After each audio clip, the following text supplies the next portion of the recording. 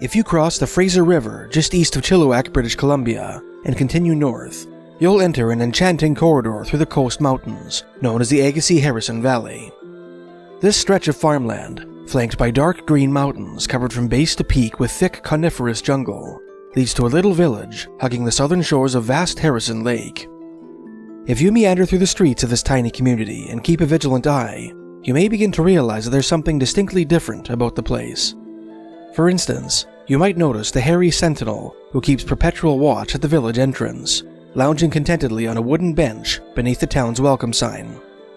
Perhaps you'll catch a glimpse of another, more startling village guardian standing further up the road, poised to hurl a wooden boulder at passing cars. If you're especially observant, you may detect a certain pattern in the titles of various establishments. The names of inns, liquor stores, and ski resorts seem to suggest a recurring theme. Even the street signs are topped with a stylized silhouette of British Columbia's most elusive resident. Welcome to Harrison Hot Springs, the Sasquatch capital of Canada. Although the Wild Man stories to come out of Harrison Hot Springs and the Agassiz-Harrison Valley are not the oldest in Canada, being preceded by native legends, fur trade reports, and a handful of newspaper articles, they introduced the reading public to the word Sasquatch and popularized the unnerving notion that a race of hairy giants might roam the mountains of the Pacific Northwest. In most Canadian regions in which wildman stories abound, there is a clear distinction between native legends and historic reports. The tales from the Agassiz-Harrison Valley are unique in that the oldest recorded native legends, with a few notable exceptions, are the historic reports, collected in the early 20th century from the mouths of native witnesses themselves. The first and most prolific chronicler of these incredible tales was an Irish-born schoolteacher named J.W. Burns, who served as Indian agent for the local Chehalis Reserve throughout the 1930s, and collected the stories of his native charges. The only wildman stories from the Agassiz-Harrison Valley which seem to predate Burns' second-hand accounts include a pair of old legends told to Canadian anthropologist Wilson Duff by August Jim, an octogenarian of both Hope Tate and Vancouver Musqueam descent, who hailed from the village of Katz, just west of the town of Hope, BC. Duff included this story in his 1952 treatise on the Upper Stalo Indians, the Stalo being a division of the upriver Hulkamalum Coast Salish.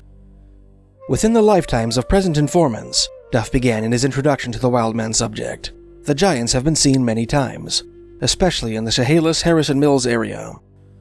These encounters, which no longer cause sickness, usually occur on moonlit nights. The person sees the giant and runs.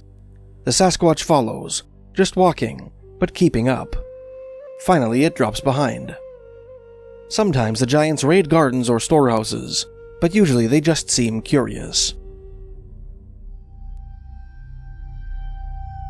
Duff went on to reproduce a horror story from August Jim, which deviates from this typical pattern. This startling piece of oral lore describes an ancient Sasquatch attack on the villagers of Agassiz, a historic Chehalis settlement located between Harrison Hot Springs and the Fraser River. A long time ago, Jim told Duff, 6 women and their children went from the village at Agassiz to gather roots. They camped at the foot of that mountain on the left as you go to the hot springs. Just at dark, they heard somebody holler. Everybody was quiet, and they heard that same hollering again. Most of them didn't want to answer, but some thought it might be the men looking for them, and called out. Then a big man, 8 or 9 feet tall, hair all over his body, came into the firelight. He grabbed one of the women, pulled open her breast, and took the heart out. A little girl got scared and ran away, following the trail back 3 or 4 miles to the village. The people armed themselves and went right back to the camp. They found all the women dead, the children crying, unhurt. The men followed the tracks of that big man, up over that high mountain and down to the river, but they lost him. Jim's next story is no less remarkable, being one of the few Canadian stories to reference the discovery of Sasquatch bones. It is set on the Harrison River, a short, spacious waterway which drains Harrison Lake into the Fraser River. A Chehalis man, Jim said, hunting bears on the gravel bar on Harrison River one fall, heard a loud crackling noise up the side of the mountain. He thought it might be a bear, but a big man came out. His canoe wasn't very far away, so he ran for it, and the big man followed, just walking, but getting closer. He reached his canoe and launched it. The big man stopped and stood right at the edge of the water. The man took his rifle and shot the big man, saw him drop. The next fall, he and his friends were hunting at the same place and saw some big bones. He told his friend, "That's the one I shot." Another old Chehalis tale, which appears to precede the memory of the storyteller, was referenced by writer Francis Dickey in a piece we will explore shortly. In this region, Dickey wrote, referring to the mountains which overlook the northwestern end of the valley, according to the Indians, 2 large bands of Sasquatch fought a long time ago, until both were brought almost to extinction. J.W. Burns elaborated on this tradition in a later piece, writing, "Legends tell of 2 tribes of Sasquatch who were deadly enemies and fought until they almost exterminated one another, fighting hand to hand with stone clubs on the wild, steep slopes." The second oldest regional Sasquatch story of which this author is aware, and the only datable report to predate the work of J.W. Burns, was related to Sasquatch researcher John Willison Green by an elderly gentleman from Prince George, British Columbia. Green briefly outlined the sighting in his 1973 book, The Sasquatch File, writing that it took place around the turn of the 20th century. C.H. Olds Sr. of Prince George, B.C., Green explained, wrote to me that when he and his brothers were living in Morris Valley, they found some very large tracks, like barefoot human tracks, on a sandbar on a creek above the falls, behind their home. The Morris Valley to which Green alluded is the valley of Morris Creek, a tributary of the Harrison River, on which many of the encounters we will shortly relate took place.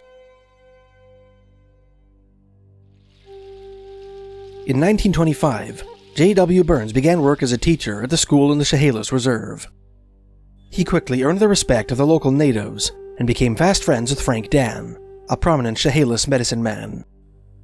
When the Irishman demonstrated an open-mindedness towards their traditional tales, many of his native charges opened up to him and made him privy to a carefully guarded tribal secret that had hitherto evaded the ears of white men.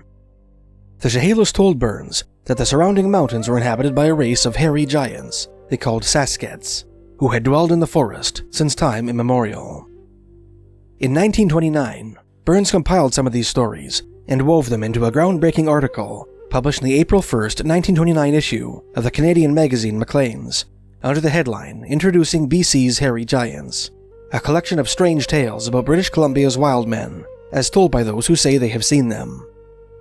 In this piece, Burns coined the word Sasquatch, an anglicization of the Hulkamalum word Saskets, used by his Chehalis friends, the spelling of which he apparently drew from a letter written to him by a young Chehalis man. Are the vast mountain solitudes of British Columbia, of which but very few have been so far explored, Burns began, populated by a hairy race of giants, men, not ape-like men. Reports from time to time, covering a period of many years, have come from the hinterlands of the province that hairy giants have been occasionally seen by Indian and white trappers in the mountain fastnesses, far from the pathway of civilization. These reports, however, were always vague and indefinite, for the reason that no person could be found, or at least nobody came forward with the information that they had obtained a close-up view of these strange creatures. Persistent rumors led the writer to make diligent enquiries among old Indians. The question relating to the subject was always, or nearly always, evaded with the trite excuse, "The white man don't believe. He make joke of the Indian." But after 3 years of plotting, I have come into possession of information more definite and authentic than has come to light at any previous time. Discounting rumor and hearsay, I have prevailed upon men who claim they had actual contact with these hairy giants to tell what they know about them. Their story is set down here in good faith. Burns went on to relate the experience of a Chehalis man named Peter Williams, which later articles indicate took place in May 1909. While walking in the woods along the foot of Mount Morris, about a mile from the reserve, Williams heard a grunt in the bush. When he looked to see where the sound had come from, he found himself staring at what he first took to be a bear, crouched atop a boulder about 30 feet away. As he raised his rifle to shoot the animal, it stood up and emitted a piercing cry. It was a man, said Williams, a giant, no less than 6½ feet in height, and covered in hair. Enraged, the giant leapt from the boulder and tore after the Indian. "I never ran so fast before or since," said Williams, through brush and undergrowth toward the Chehalis River, a tributary of the Harrison, where my dugout was moored. Every so often, Williams glanced over his shoulder to check on his pursuer, who was quickly overtaking him. The native narrowly escaped the monster by leaping into his boat and paddling downriver as fast as he could. The swift river, he said, did not in the least daunt the giant, for he began to wade it immediately. When he finally reached the safety of his cabin, Williams made sure that his wife and children were safe inside before bolting the door. Then, with my rifle ready, Williams said, I stood near the door and awaited his coming.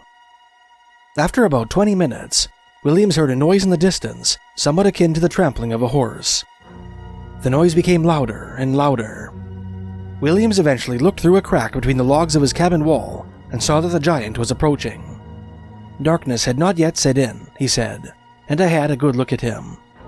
Except that he was covered with hair, and twice the bulk of the average man, there was nothing to distinguish him from the rest of us. When the monster reached the cabin, he began pushing the walls so that the structure rocked back and forth. The cabin creaked and groaned, yet by some miracle, it managed to maintain its integrity. Clutching his rifle with trembling hands, Williams whispered for his wife to take the children and hide under the bed. After prowling and grunting like an animal around the house, Williams continued. He went away. The family spent a restless night in the cabin, and in the morning, Williams found the beast's tracks in the mud outside, which were 22 inches long, but narrow in proportion to their length. The giant so damaged their cabin that the Williams family was forced to abandon it the following winter. Sometime later that season, Peter Williams went duck hunting on the north side of the Harrison River, about 2 miles from the reserve. Once again, he found himself face to face with the same hairy giant he had encountered the previous summer. As before, Williams ran for dear life, and the wild man chased after him. After about 400 yards, however, the giant broke off and wandered back into the woods. Interestingly, Peter's brother Paul encountered the same creature later that afternoon. While he was fishing for salmon in a creek near the reserve, the giant emerged from the forest and began to approach him. Terrified, Paul raced back towards his cabin, with the monster hot on his heels. The giant gave up the chase shortly before Paul reached the cabin, and walked back into the bush. Exhausted from fear and exertion, Paul collapsed in the snow, and had to be carried inside by his mother and other relatives. The first and second time, Williams told Burns, I was all alone when I met this strange mountain creature. Then, early in the spring the following year, another man and myself were bear hunting near the place where I found him. On this occasion, we ran into 2 of these giants. Initially, Williams and his companions thought the creatures were tree stumps. Suddenly, when they were about 50 feet away, the wild men, who had been sitting on the ground, rose to their feet. Burns and his companions stopped dead in their tracks. We were close enough to know they were man and woman, Williams said. The woman was the smaller of the 2, but neither of them as big or fierce-looking as the gent that chased me. Williams and his friend ran home and were not pursued. One morning, several weeks later, Williams and his wife were fishing in a canoe on the Harrison River, not far from the reserve. Upon paddling around a bend, they saw the same hairy giant that had destroyed their cabin the previous year. Fortunately, the monster took no notice of the Indians, and they made their escape without incident. Another wild man encounter Burns included in the article was a story of an elderly Indian named Charley Victor. Unlike Williams, Charley Victor was not a member of the Chehalis First Nation, but rather hailed from the Squaw Nation, a Coast Salish tribe from the Chilliwack area. The first time I came to know about these people, Victor said, I did not see anybody. On this particular occasion, Victor was foraging with 3 other men on a rocky mountain slope about 6 miles from Yale, a town which lies in the CPR's main line just north of Hope, BC. He and his companions were picking salmon berries, wild fruits similar to raspberries. In our search for berries, Victor said, we suddenly stumbled upon a large opening in the side of the mountain. This discovery greatly surprised all of us, for we knew every foot of the mountain, and we never knew nor heard there was a cave in the vicinity. Near the cave's mouth was a massive boulder, which looked as though it might have once been employed as a primitive door. The natives cautiously approached the cave and peered inside, but were unable to see anything on account of the darkness. In order to combat this, they gathered pitchwood, a type of pine heartwood naturally saturated with flammable resin, lit it on fire, and began to explore. Not far from the mouth of the cave, the natives came upon a primitive stone house. We couldn't make a thorough examination, Victor explained, for our pitchwood kept going out. We left, intending to return in a couple of days and go on exploring. When Victor and his companions told the tale of their discovery to their fellow tribesmen back at the reserve, the elders warned them not to venture near it again, as it was surely occupied by a wild man. That was the first time I heard about the hairy wild men that inhabit the mountains, Victor claimed. Disregarding the elders' advice, Victor and his companions went back to explore the cave. When they reached it, they discovered, to their astonishment, that the massive boulder that stood near the entrance had been rolled back over the mouth, fitting so perfectly that you might suppose it had been made for that purpose. About 20 years later, Charley, Victor, and a couple of his friends were bathing in a small lake near Yale. After he finished bathing and started to put on his clothes, a big hairy man stepped out from behind a rock, only several feet away. He looked at me for a moment, Victor said. His eyes were so kind-looking that I was about to speak with him, when he turned about and walked into the forest. In a 1948 article, Burns inexplicably attributed these last two stories to an old Indian named Henry Napoleon. Curiously, Henry Napoleon is the name of a Klallam Indian, whose sensational account of a run-in with a wild man on Vancouver Island appeared in Canadian newspapers in 1924. Napoleon claimed to have spoken to the wild man he encountered in his own native dialect. This unprecedented claim that Sasquatch can speak human language would appear again in Charley Victor's third and final story, related by J.W. Burns in his 1929 article, and in subsequent works. In around 1914, Charley Victor came face to face with another wild giant, while hunting in the mountains near the village of Hatzic, just east of Mission, BC. On this excursion, Victor was accompanied by his dog. Upon hiking up to the plateau, his dog rushed over to a large cedar tree and began to growl and bark at it. Victor noticed that there was a large hole in the tree, about 7 feet from the ground, and that his dog apparently wanted to enter it. Victor lifted up his dog and watched it scurry into the hole. Suddenly, a muffled cry issued from within the tree. Victor raised his rifle, thinking that his dog had encountered a bear. Sure enough, something large crawled out of the hole and fell to the ground. Instinctively, Victor took a shot at it, an action which he immediately regretted, for there at his feet sprawled a bleeding, naked, black-haired Caucasian boy of about 12 or 14 years of age. Horrified, Victor dropped his rifle and approached the boy to examine the extent of his injury. He saw that he had shot the boy in the leg, but before he had a chance to dress the wound, the child cried out, as if appealing for help from the forest. From across the mountain a long way off, Victor said, rolled a booming voice. Shortly thereafter, Victor heard the voice again, this time a little closer. The boy screamed again, as if in reply. Although he was terrified, Victor's conscience would not allow him to abandon the child he had wounded. He waited on the plateau, his dog whimpering fearfully at his feet, while the boy guided his mysterious sylvan savior to his location. Less than half an hour, said Victor. Out of the depth of the forest came the strangest and wildest creature one could possibly see.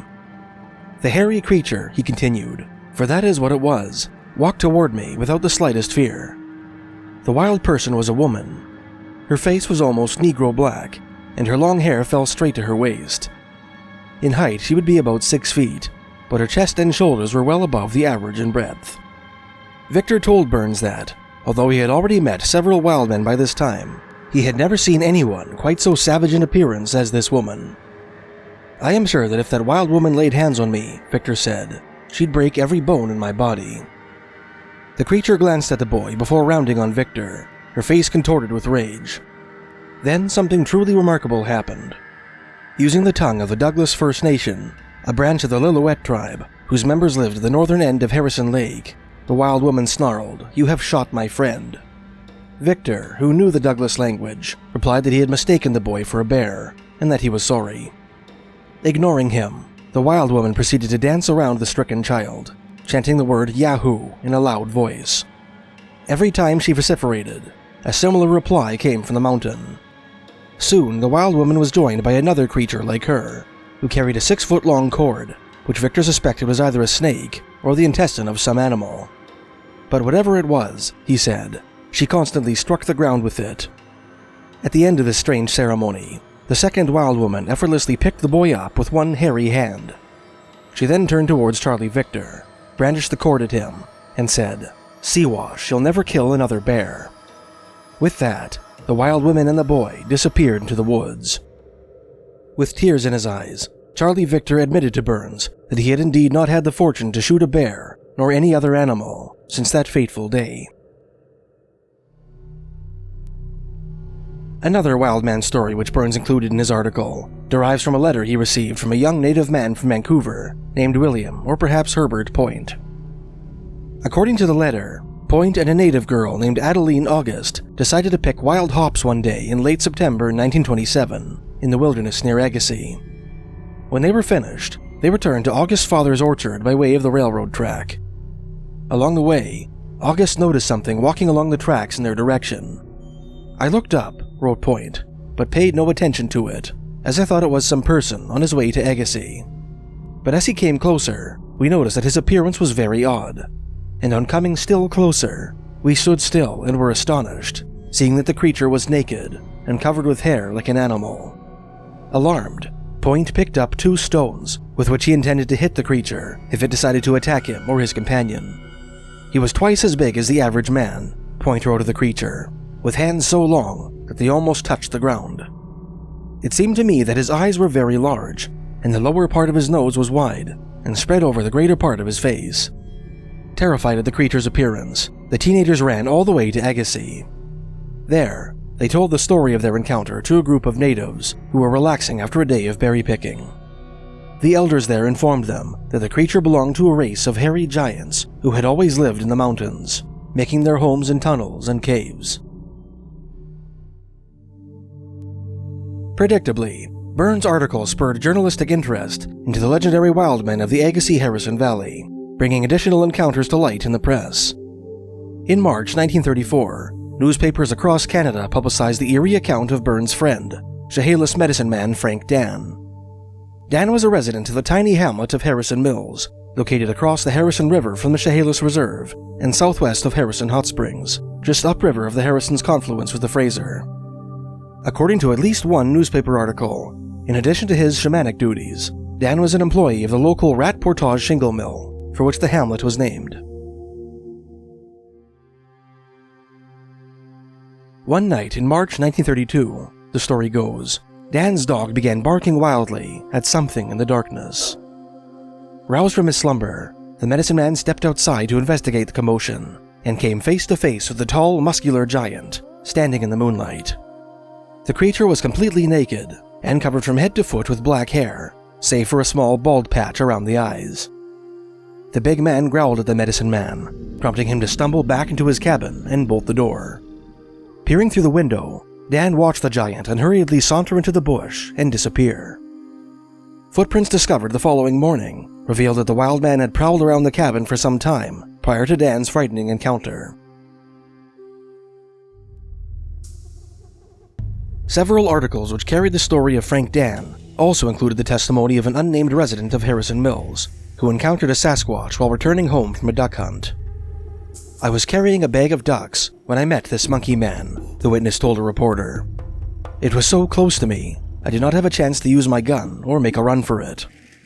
The monster snatched the ducks away from me and darted into the woods, and though I searched for it for some time afterwards, I am unable to find any trace of it. It was like a hairy man, was completely nude, and much taller than any man I have ever seen.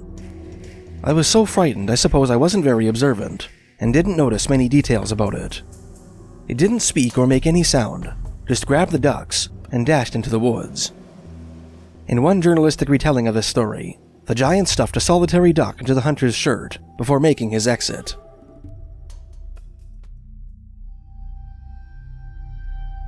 Two months later, Canadian papers published the account of one Mrs. James Caufield, who lived with her husband on a farm near Harrison Mills.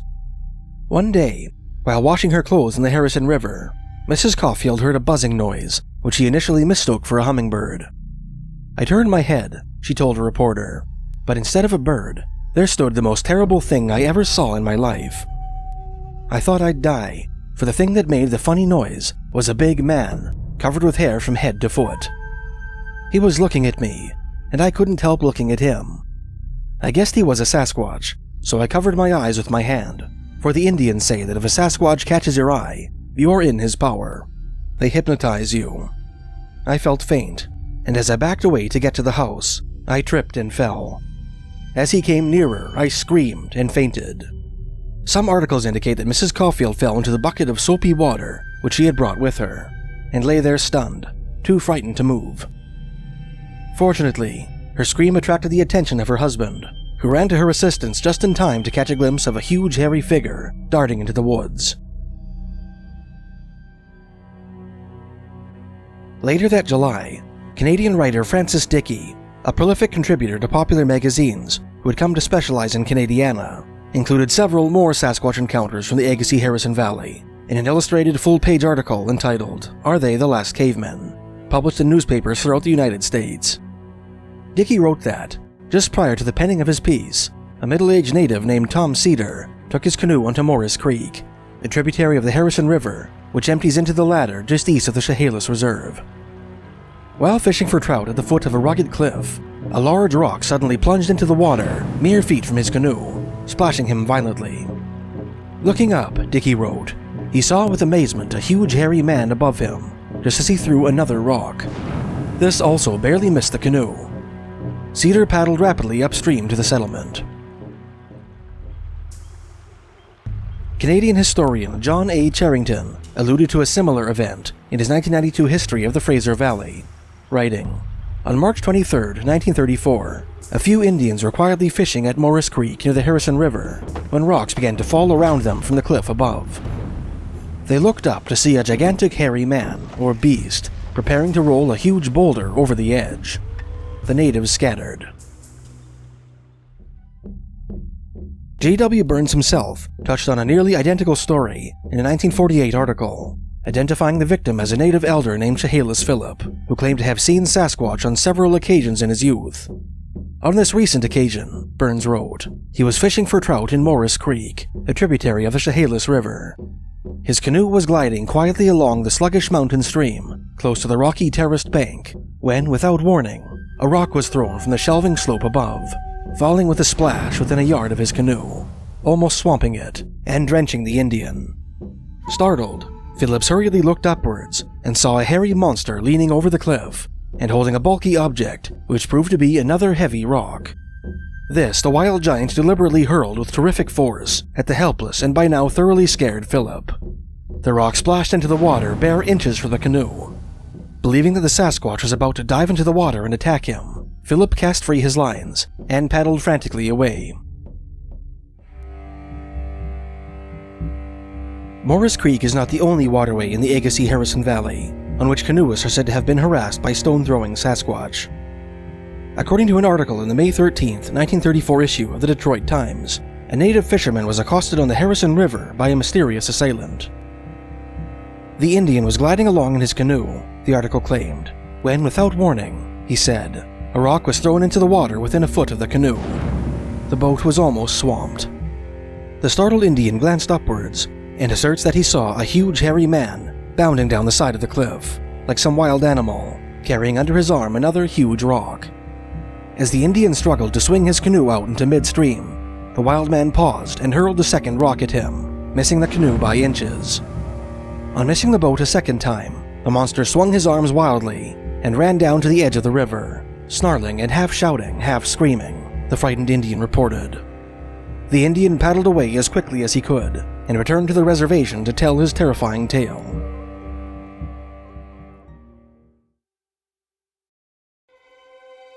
Later in his 1934 piece, Dickey related the brief account of Emma Paul and Millie Saul, two Chehalis women who spotted a Sasquatch at the edge of the woods near the reserve. Several nights later, Dickey wrote, he was heard prowling around the home of Millie Saul, and once rubbing his hand over the window pane. J.W. Burns elaborated on the women's encounter in a later article, describing Emma Paul, from whom he obtained the story firsthand, as an intelligent young Chehalis woman. He included her testimony in an article published in the November 1948 issue of Sir, a magazine for males. "I saw the Sasquatch a few yards from the house," Emma said. "I was standing by the door at the time. He was watching me closely, and I had a good look at his face. He was big and powerful in appearance. Other members of the family were present who also saw him. We bolted the door, and he prowled around outside the house for some time. We have often heard one of them at night since then, and one used to rub his fingers over the window panes. It was only last night that a Sasquatch was outside, tramping loudly about the house. We all heard it, and so did the white carpenter who lives next door." In his 1934 article, Francis Dickey referenced an intriguing discovery supposedly made by one Captain Ward, whom he stated had resided in the Agassiz-Harrison Valley for 40 years at the time of writing. Near Morris Creek, Ward discovered the mouths of several caverns, which he decided to explore. On the cavern walls, the captain is said to have discovered crude drawings.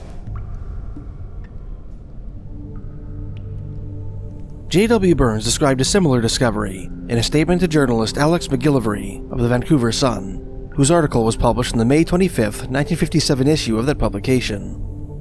Burns tells of receiving a letter from an Ontario lawyer, S.A. Wallace, McGillivray wrote, Notary Public of Windsor, Ontario, who told Burns that 10 years ago, a cave containing skeletons of 40 Sasquatch were discovered.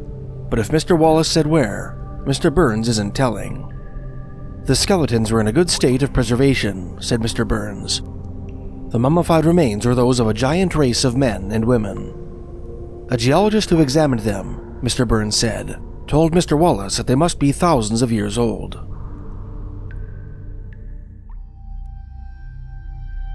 Sasquatch stories from the Harrison area continued to trickle to the press throughout 1935.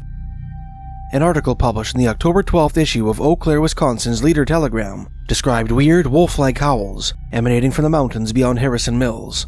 Sightings of huge club-wielding wild men bounding across rocky mountainsides, whose weird language floated on the breeze across the lake to the pioneer settlements. And stories of Sasquatch paddling with their hands across glacial streams astride floating logs. J.W. Burns, meanwhile, continued to receive reports from his native friends about their encounters with Sasquatch in the woods and fields surrounding the Chehalis Reserve, a circumstance which accelerated in 1933 when he was appointed local Indian agent. In July 1936, his friend, Chehalis medicine man Frank Dan, had a second run-in with a Sasquatch while paddling his canoe on Morris Creek, in an incident mirroring Tom Cedar's harrowing encounter of 2 years prior. Cryptozoology godfather Ivan T. Sanderson reproduced Burns' florid description of this event in his seminal 1961 book, Abominable Snowmen, Legend Come to Life. As Burns described it, the day had been exceptionally pleasant, and the fishing remarkably good, when, without warning, a huge rock plunged into the water mere feet from Dan's canoe. Startled out of his skin, Burns wrote, Frank glanced upward, and to his amazement, beheld a weird-looking creature, covered with hair, leaping from rock to rock down the wild declivity with the agility of a mountain goat. Frank recognized the hairy creature instantly. It was a Sasquatch. He knew it was one of the giants. He had met them on several occasions in past years, once on his own doorstep. But those were a timid sort, and not unruly like the gent he was now facing. Frank called upon his medicine powers, Sula, and similar spirits to protect him. There was an immediate response to his appeal. The air throbbed, and some huge boulders slid down the rocky mountainside, making a noise like the crack of doom. This was to frighten away the Sasquatch, but the giant was not to be frightened by falling rocks. Instead, he hurried down the declivity carrying a great stone, probably weighing a ton or more, under his great hairy arm, which Frank guessed, just a rough guess, was at least 2 yards in length. Reaching a point of vantage, a jutting ledge that hung far out over the water, he hurled it with all his might, this time missing the canoe by a narrow margin, filling it with water, and drenching the poor frightened occupant with a cloud of spray. The giant now posed upon the other ledge in an attitude of wild majesty, as if he were the monarch of these foreboding haunts, shaking a colossal fist at the great medicine man, who sat awestruck and shuddering in the canoe, which he was trying to bail out with his shoe. The Indian saw the Sasquatch was in a towering rage, passion that caused the great man to exude a repugnant odor, which was carried down to the canoe by a wisp of wind. The smell made Frank dizzy, and his eyes began to smart. It was more repelling than the stench of moccasin oil gone rotten. Indeed, it was so nasty that the fish quitted the pools and nooks and headed in schools for the Harrison River. The Indian, believing the giant was about to dive into the water and attack him, cast off his fishing lines and paddled away as fast as he was able. According to Burns, this event so demoralized Frank Dan that it caused him to relinquish his mantle of medicine man, illustrating to him in no uncertain terms that his medicine had been defeated by the power of the Sasquatch. One of J.W. Burns' most remarkable Sasquatch stories is hidden away in an article in the March 2, 1938 issue of the Chilliwack Progress. According to this story, one evening in late February 1938, 3 local natives went out for a stroll along the banks of the Chehalis River, a narrow mountain waterway which empties into the Harrison River near the Chehalis Reserve. The lower 7 kilometers of the Chehalis River run along a timbered flat, while its upper stretch, which cuts through the rugged Douglas Mountains, forms what is referred to as the Chehalis Canyon. While walking along the banks of the Chehalis River, not far from its terminus with the Chehalis Canyon, the 3 natives were startled by a terrific noise in the forest. "We were on our way home after an all-day unsuccessful hunt in the Chehalis Mountains," said Jimmy Craneback, one of the witnesses. "We had just crossed the government road at the Chehalis River, a mile or so north of the Indian village, when all at once we heard a roar in the forest ahead of us that shook the firs and cedars around and startled the crows and blue jays from their roost. We stopped to listen. Down the old trail ahead of us, we could hear groans, growls, thuds, and the snap and crack of rotten branches, as if Old Nick himself, that is the devil, had gone off his noodle and was running amok through the dark forest.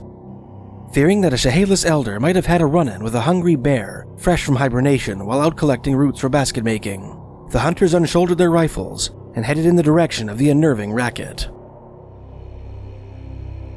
50 yards or so down the wooded trail," Craneback continued, "we came upon a sight that made our eyes pop. In awe, we stopped dead in our tracks.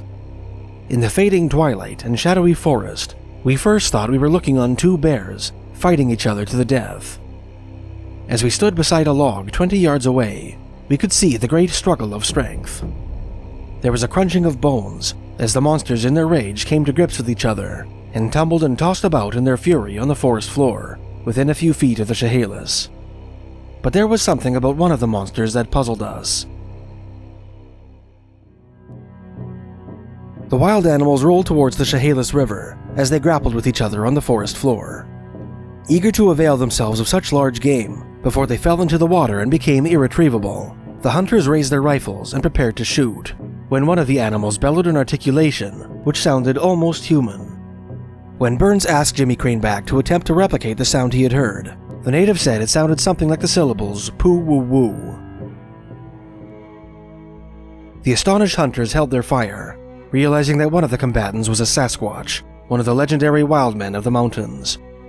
One of the friends, named Ike Joe, suggested that they take the side of the Sasquatch, since it's well to be on their side. Burns appears to have implied that the hunters alleged to have assisted the Sasquatch in this battle with the bear, but whether they did so with their rifles, or physically threw themselves into the fray, the Indian agent did not specify.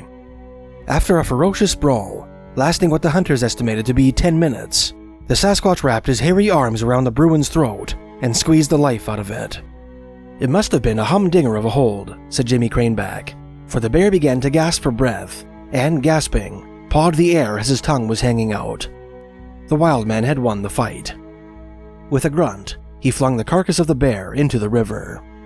It was a skookum fight, Craneback concluded, skookum being a Chinook jargon word meaning powerful or impressive, as no one in our little party had ever seen the hairy giant of the Sasquatch in a fight before, and I'm telling you, we got the biggest kick of our life. Throughout his writings, J.W. Burns made frequent allusions to what he called Mount Morris, now Mount Keenan, a forested mountain which overlooks Harrison Lake. The slopes of this nondescript landmark, which stands just north of the Chehalis Reserve and northwest of Harrison Hot Springs, are now crisscrossed by ski runs, which form the aptly named Sasquatch Mountain Resort.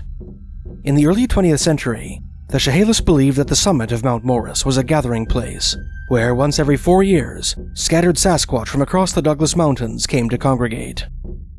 Wild men spotted in the valley were believed to be scouts, whose presence in the area immediately preceded this quadrennial pilgrimage. Chehalis elders told of signal fires they had observed, flickering atop Mount Morris in the dead of night, which were taken as evidence of some mysterious Sasquatch powwow. Burns described these eerie lights in an article for the March 23, 1934 issue of the Vancouver Daily Province, writing that they typically appeared for 3 or 4 consecutive nights in mid-July, and were described as being unusually tall and of reddish tint. The Sasquatch, Burns wrote, by this method of communication, keep in touch with one another across the mountain ranges, according to the Indians. Mount Morris is the setting of one of J.W. Burns' classic Sasquatch stories, published in the January 1940 issue of The Wide World, a magazine for men. Burns learned this story from an 87-year-old Chehalis woman named Seraphine Long, who had lived in the Agassiz-Harrison Valley all her life. Her harrowing tale remains one of the most disturbing Sasquatch stories ever recorded. In 1872, 17-year-old Seraphine Long stumbled from the woods into the Chehalis village near the foot of Mount Morris. The villagers were astonished, as Seraphine had been missing for nearly a year and had long been given up for dead. The girl was in a state of supreme exhaustion and was too weak to walk, so her inquisitive countrymen withheld their many questions and put her to bed. Later that night, Seraphine gave birth to a monstrous-looking child, which survived for only a few hours. When she was able, Seraphine Long recounted her incredible experience to her family and friends. Nearly 70 years later, she told the same story to J.W. Burns at the Chehalis Reserve. On the day of her disappearance back in 1871, Seraphine had been foraging for cedar roots at the base of Mount Morris, daydreaming about the brave she was engaged to marry.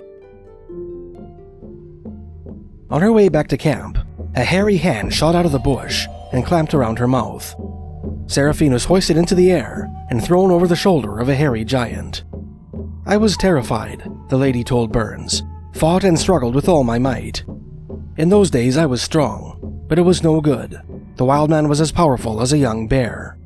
Holding me easily under one arm, with the other hand he smeared tree gum over my eyes, sticking them shut so that I could not see where he was taking me. He then lifted me to his shoulder and started to run. The Sasquatch took Seraphine all the way up what could only be Mount Morris. Although I was frightened, Seraphine told Burns, I could not but admire his easy breathing, his strength and speed on foot. The Sasquatch brought Seraphine into a large cave near the top of the mountain and removed the tree gum from her eyes. I sat up, Seraphine said, and saw that I was in a great big cave. The floor was covered with animal skins, soft to touch, and better preserved than we preserve them. A small fire in the middle of the floor gave all the light there was. As my eyes became accustomed to the gloom, I saw that beside the young giant who had brought me to the cave, there were 2 other wild people, a man and a woman. To me, a young girl, they seemed very, very old, but they were active and friendly, and later I learned that they were the parents of the young Sasquatch who had stolen me. For nearly a year, the Sasquatches kept Seraphine as their prisoner, never allowing her an opportunity to escape. The Sasquatches spoke to each other in a language similar to the tongue of the Douglas Indians, and in time, Seraphine learned enough of their speech to communicate with them. They fed me well on roots, fish, and meat, she told Burns. I asked the young giant how he caught and killed the deer, mountain goats, and sheep that he often brought into the cave. He smiled, opening and closing his big hairy hands. I guessed that he just laid in wait, and when an animal got close enough, he leapt, caught it, and choked it to death. He was certainly big enough, quick enough, and strong enough to do so. About a year into her imprisonment, Seraphine Long became very ill. She begged her young captor to return her to her own people so that she would recover. At first he got very angry, she said, as did his father and mother. But I kept on pleading with them, telling them that I wished to see my own people before I died. I really was ill, and I suppose they could see that for themselves, because one day, after I cried for a long time, the Sasquatch went outside and returned with a leaf full of tree gum. With this, he sucked down my eyelids as he had done before. Then he lifted me to his big shoulder. The return journey was a hazy nightmare for Seraphine Long, who was too weak to even cling to the Sasquatch as he carried her down the mountain. At last, he laid her down in the forest, not too far from her home, and gently removed the sap from her eyelids. When he saw that I could see again, Seraphine said, he shook his head sadly, pointed to my house, and then returned back into the forest. The villagers were wildly excited at Seraphine's return. Too weak to reciprocate their enthusiasm, she crawled into bed. That night, she gave birth to a child, which only survived for a few hours.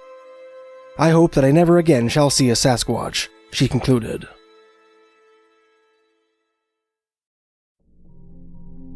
In October 1941, two of the most sensational Sasquatch encounters to ever hit Canadian newspapers occurred back-to-back, within the space of 2 weeks. The first of these sightings took place just outside Ruby Creek, a tiny rural community situated on the banks of the Fraser River, about 14 kilometers northeast of Harrison Hot Springs, as the crow flies, at the edge of what is now Sasquatch Provincial Park. In mid-October 1941, a Chehalis man named George Chapman lived in a cabin near Ruby Creek with his wife Jeannie and their 3 children. One day, while George was away from home, working as a tie gang laborer on the nearby railroad, the eldest of the Chapman children ran into the cabin and declared that a cow had emerged from the woods. Alarmed by the inexplicable panic in her 9-year-old son's tone, Jeannie stepped outside to investigate and spied what she first took to be a grizzly bear ambling along a distant hillside. Her remaining 2 children, aged 7 and 5, were playing in a nearby field at the time and did not appear to be in any imminent danger. Nevertheless, Jeannie decided to call her children to the cabin as a precaution.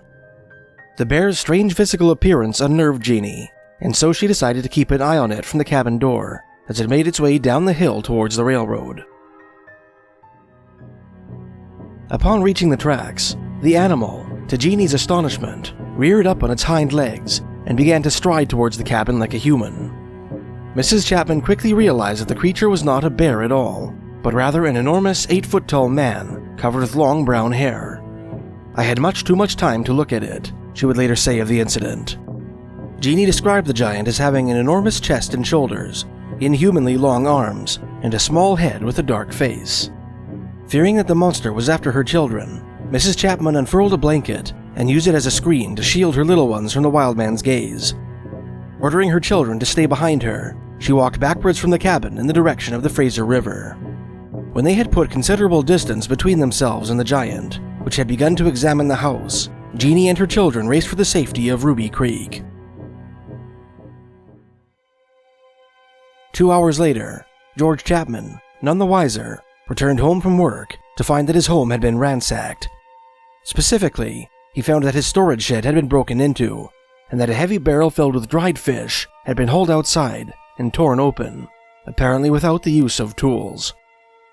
George knew from the pair of 17-inch long human-like footprints which encircled his cabin that the intruder had been a Sasquatch, one of the legendary Wild Men of the Woods of which his people had long spoken.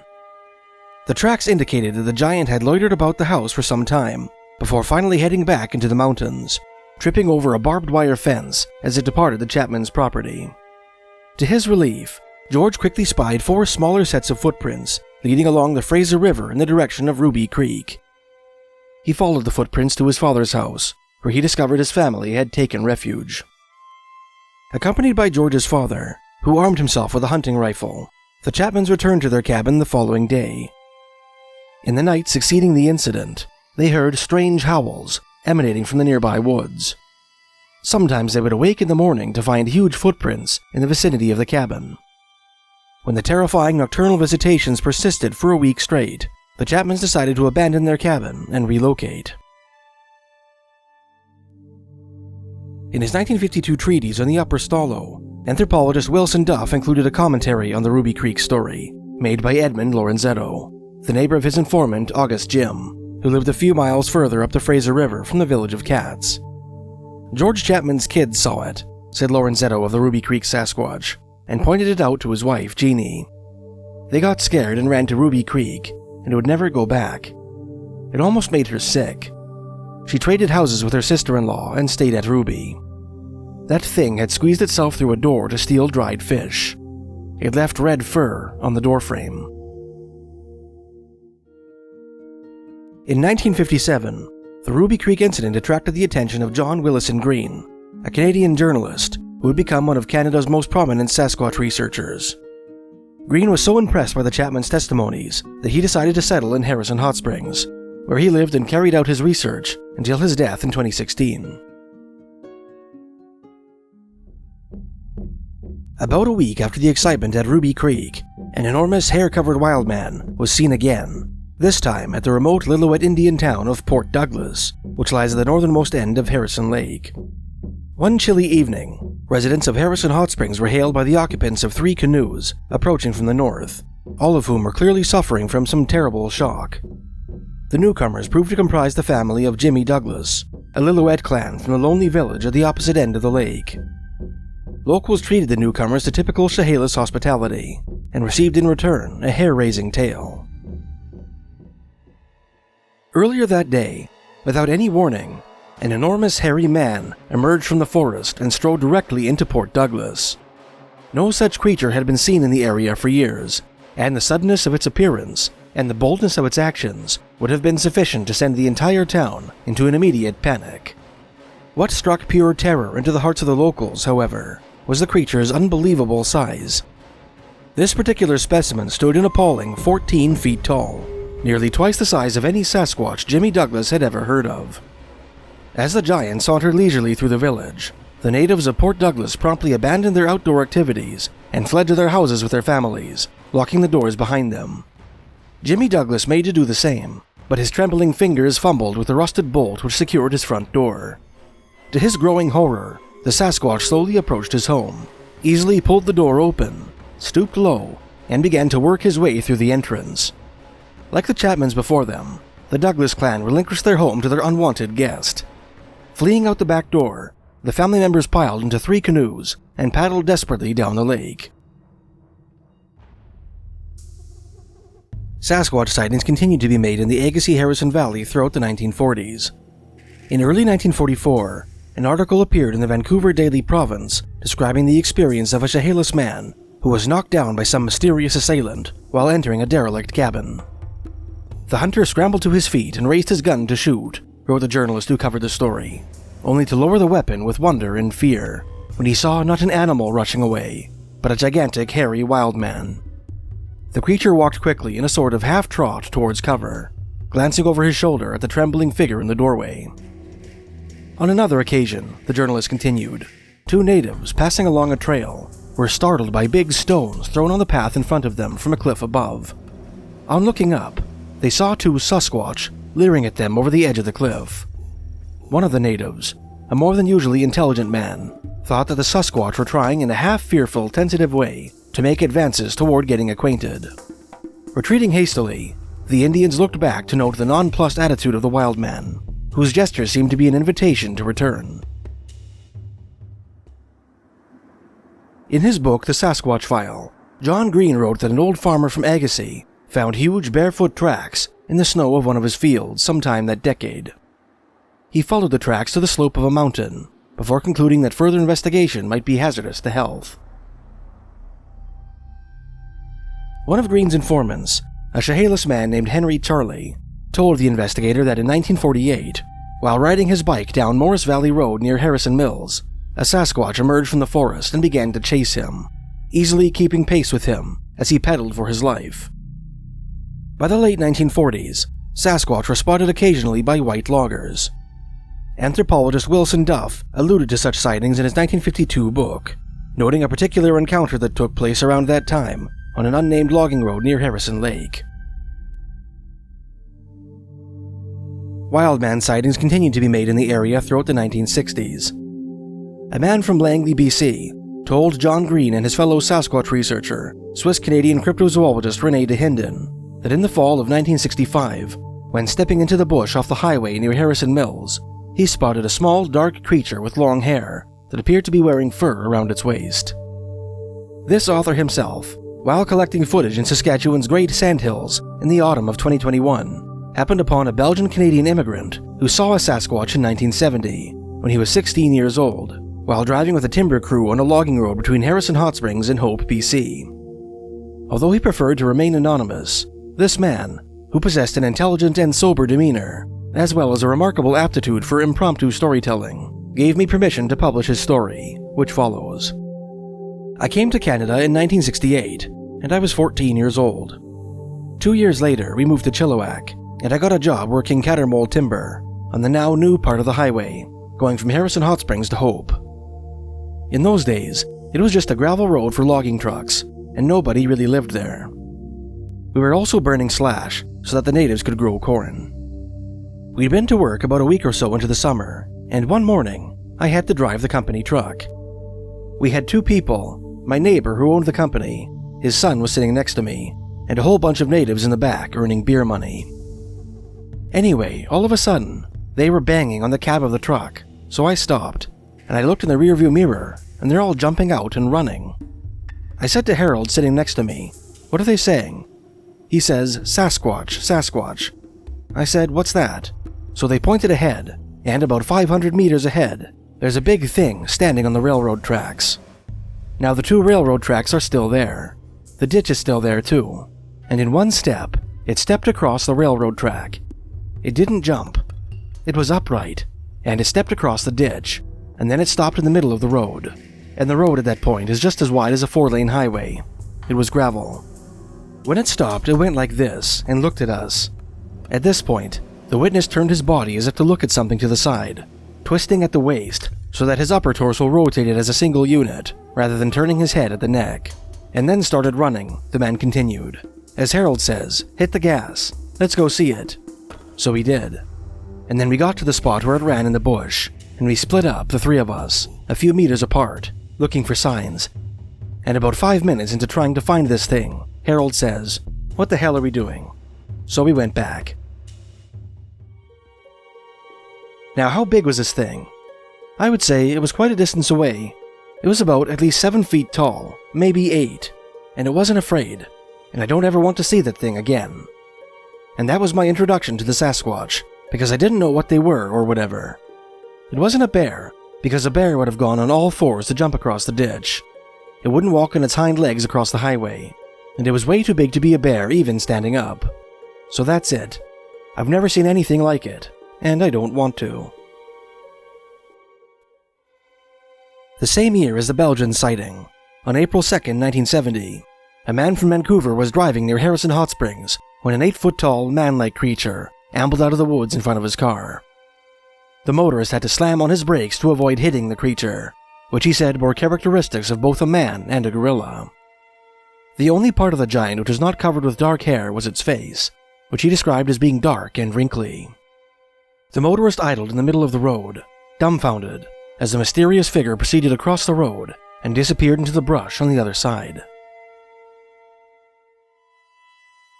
In August 1975, a Sasquatch sighting was made by a staff member of Dunbar Camp, an isolated reform camp for troubled youth, located on a lonely peninsula at the northeastern end of Harrison Lake, accessible only by boat or bushplane.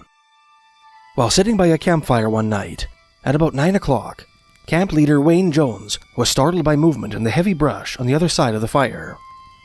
Before he could prepare to receive this uninvited guest, an enormous hair-covered man emerged from the forest. Jones described the creature as being man-like in posture and countenance, appearing unnervingly human and not at all ape-like. The creature walked slowly toward the fire, and then looked at Jones, who decided to remain as still as possible. The creature stood watching Jones in the fire for a period of 3 to 4 minutes, maintaining a distance of about 35 feet. At no point did it display threatening or aggressive behavior. Suddenly, some of the camp's young attendees came running through the trees, prompting the big man to turn and stride briskly into the trees. Some of the children caught a glimpse of the creature as it vanished into the underbrush. Despite Jones's reluctance to speak with reporters, a brief allusion to his encounter was published in the August 22, 1975 issue of Canada's National Observer. Spurred by this tip, Sasquatch researcher Stuart Much flew 100 miles from the Pacific Ocean to Dunbar Camp to investigate the sighting.